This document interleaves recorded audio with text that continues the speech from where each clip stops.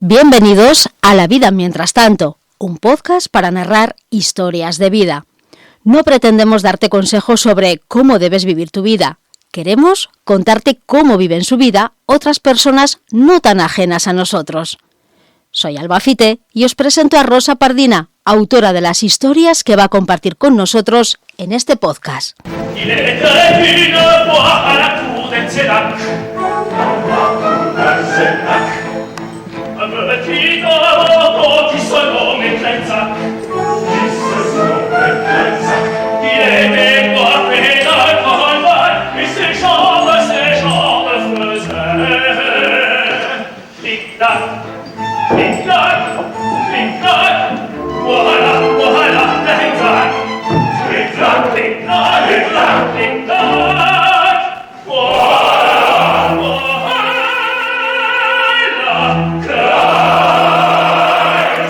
Buenos días, Rosa, ¿qué tal? Muy buenos días a todos. Vamos con este nuevo podcast un poco misterioso, vais a ver. Se titula El monje. Nos conocimos a mediados de marzo en una cena institucional que reunía a personas de la comarca relacionadas con la cultura. Al entrar en la sala me recibió de golpe el rumor de las conversaciones, una marea de voces junto al ir y venir de la gente buscando su lugar en la mesa.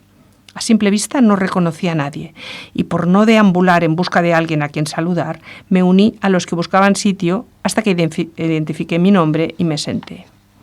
A los pocos minutos, un hombre se sentó a mi lado. Tendría unos 50 años, pelo canoso, vestía de oscuro y en el lóbulo de su oreja izquierda se adivinaba un agujero que delataba un pendiente de otros tiempos. No recuerdo su nombre. Para ser sincera, ni siquiera recuerdo su ocupación, algo relacionado con el geoparque, con el medio ambiente o con la conservación del monte. Siento no ser más precisa. En esos eventos multitudinarios en los que no conozco a nadie y el volumen de las conversaciones tiende a la estridencia, acostumbro a desconectarme. Me invitaron en calidad de colaboradora de Radio Sobrarbe, precisamente gracias a este podcast, y así se lo dije a aquel hombre sentado a mi lado cuando me presenté. Me halagó mucho cuando me dijo que seguía el podcast, que le gustaba y que lo escuchaba mientras recorría los montes con su vehículo, quizá fuera agente forestal, no lo sé. Lo único que puedo recordar con mucha precisión de aquella cena fue la misteriosa historia que me contó.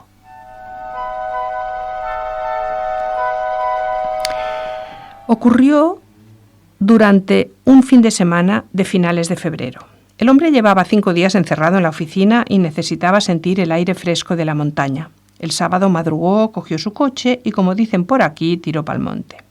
Había comprobado la previsión del tiempo. Alertaban de una tormenta de nieve al otro lado del Pirineo, en Francia, pero con el viento del sur no lo afectaría. No es que tuviera previsto hacer una caminata difícil, ni siquiera una de dificultad media. Solo quería caminar, oler el monte y ver las cimas en el horizonte. Se dirigió hacia Tella. Dejó el coche en el pueblo y al ver el perfil pirenaico dibujado contra el cielo, se olvidó de los papeles de la oficina y de la rutina diaria. Aquella paz le abrió el apetito. Eran solo las 10 de la mañana. Tenía todo el día por delante y decidió entrar en la posada y almorzar, que aquí equivale al desayuno. Comió huevos fritos con chorizo, unas chiretas que le ofreció el mesonero y unos buenos vasos de vino tinto. Cuando acabó, eran ya las 12 del mediodía. Necesitaba andar un poco para digerir la comilona, pero desistió de aventurarse por la senda de Silván y se decidió por la cómoda ruta de las 3 ermitas. Emprendió el camino que llevaba a la ermita de la Virgen de la Peña y a la vecina ermita de Fajanillas. Otro tramo más y llegó a la ermita de San Juan y San Pablo. Desde allí, los Pirineos parecían montañas dibujadas sobre el cielo. El silencio invernal y el copioso almuerzo lo invitaban a descansar un rato. Apoyado en una roca, abrió el libro que había traído y se puso a leer. Apenas habían transcurrido 1 hora cuando el estruendo de un trueno lo sobresaltó.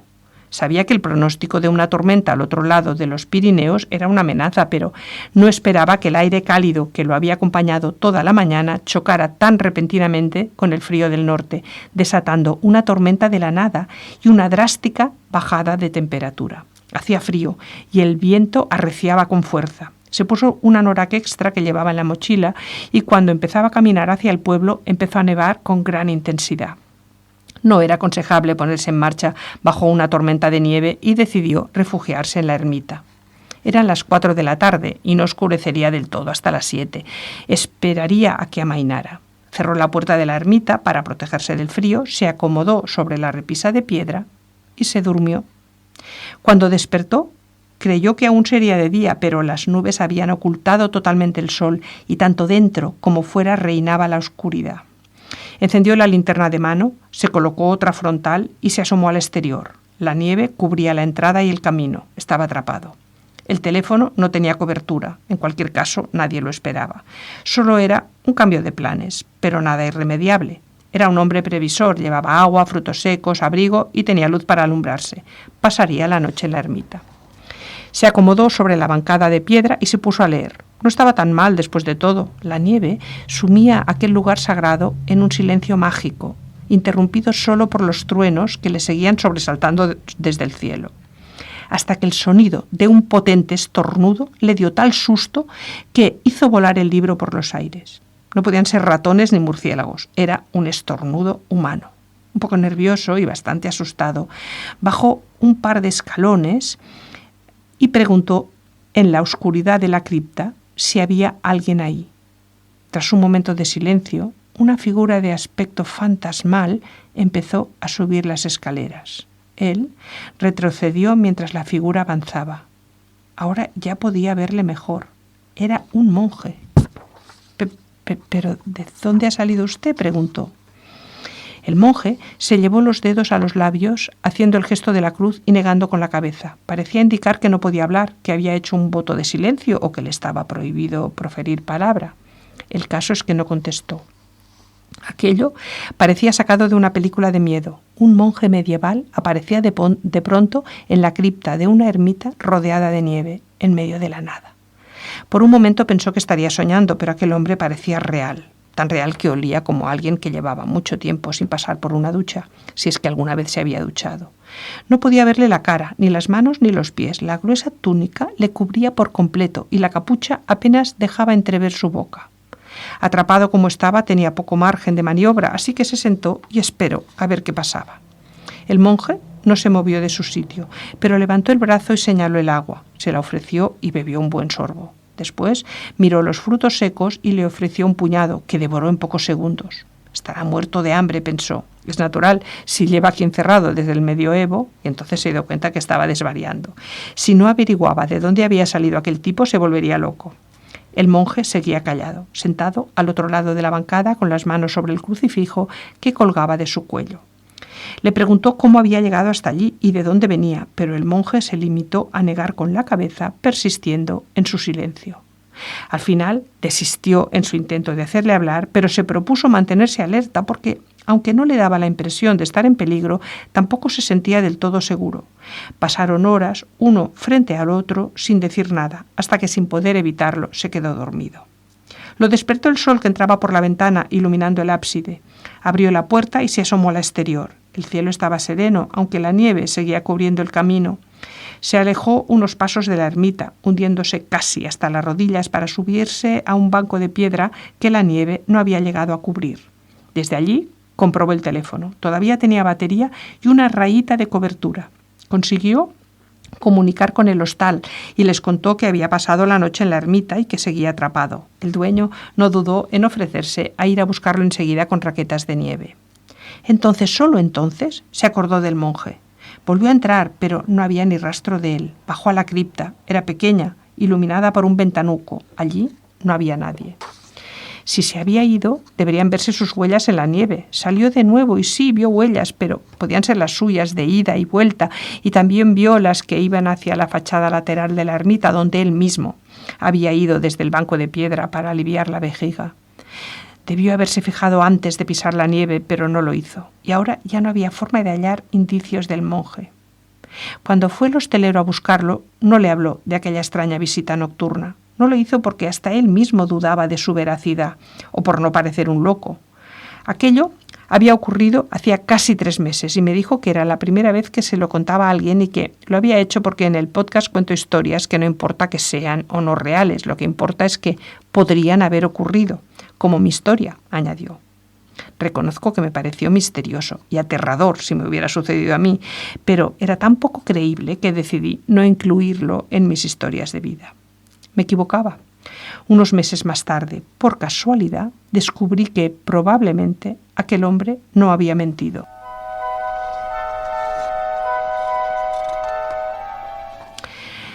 La primavera estaba ya en pleno apogeo. Acababa de pasar un buen rato en el club de lectura donde comentamos el último de los libros que habíamos leído dedicados al true crime. Eran casi las 9 de la noche y unos cuantos fuimos a tomar unas tapas que nos ahorrarían hacer la cena al llegar a casa. En el bar había un televisor encendido, algo que me molesta porque no puedo evitar dirigir la vista hacia la pantalla y me obliga a la doble tarea de seguir la conversación y mirar las imágenes que van emitiendo. En aquellos momentos empezaban las noticias locales y el primer titular, en los subtítulos de una imagen de las ermitas de Tella, rezaba: «Cadáver de un fugado de la prisión de Huesca es hallado en los montes de Tella». Tras escuchar la noticia atentamente y analizar los detalles, la serie de eventos que culminaron en el encuentro del monje con mi vecino de mesa se reveló ante mí con una claridad de una película. Y esta es mi versión de lo ocurrido.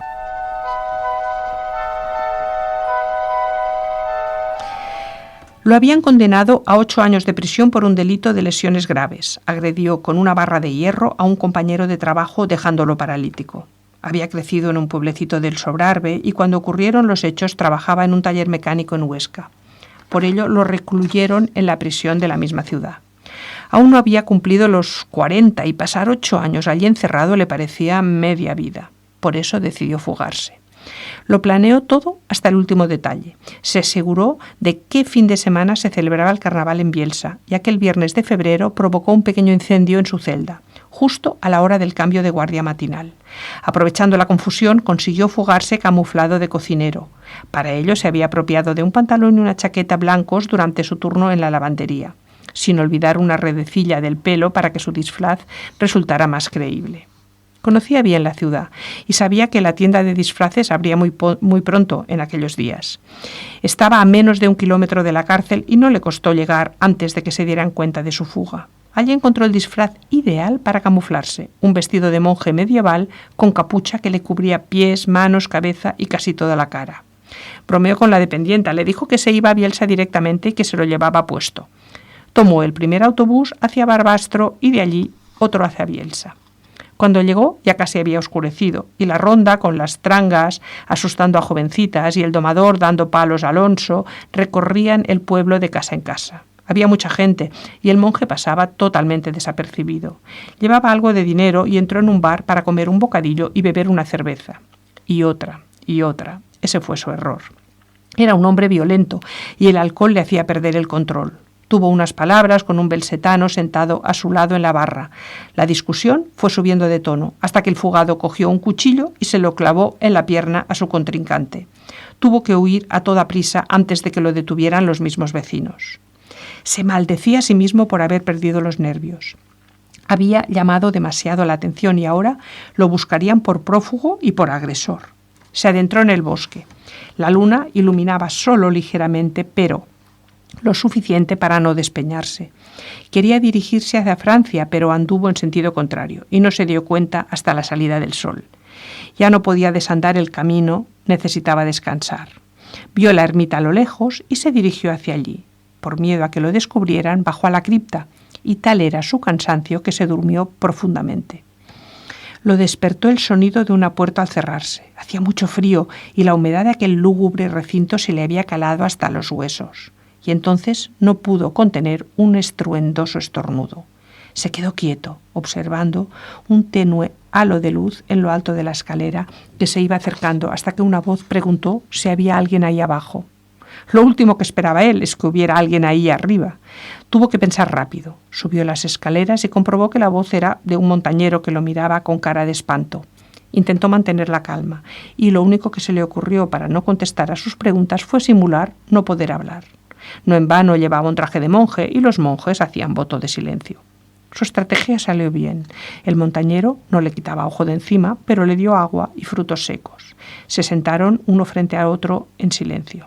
El fugado esperó, inmóvil, seguro de que en algún momento aquel hombre se dormiría. Y así fue. Casi al amanecer, el montañero cayó dormido, y él aprovechó para comer más frutos secos, beber más agua y salir tan silenciosamente como pudo. Había dejado de nevar y el sol empezaba a asomar por detrás de los montes. Se puso en camino, esta vez sí, en dirección al norte, a Francia. Pero no consiguió llegar. Había burlado a los guardias, caminado toda una noche e incluso había conseguido burlar a un pobre montañero al que hubiera tenido que matar si lo descubría. Pero no pudo con el frío. Poco a poco sintió que sus piernas no respondían. Intentó dar unos pasos más, pero cayó de bruces y allí se quedó. Estoy convencida de que mi compañero de mesa, el montañero de aquella historia, jamás se percató del peligro que había corrido, ni de la importancia de su decisión de no hablar del monje, por miedo a que lo tacharan de loco. Si lo hubiera hecho, es probable que hubieran salido en busca del fugado, lo habrían atrapado y con toda seguridad aún seguiría con vida.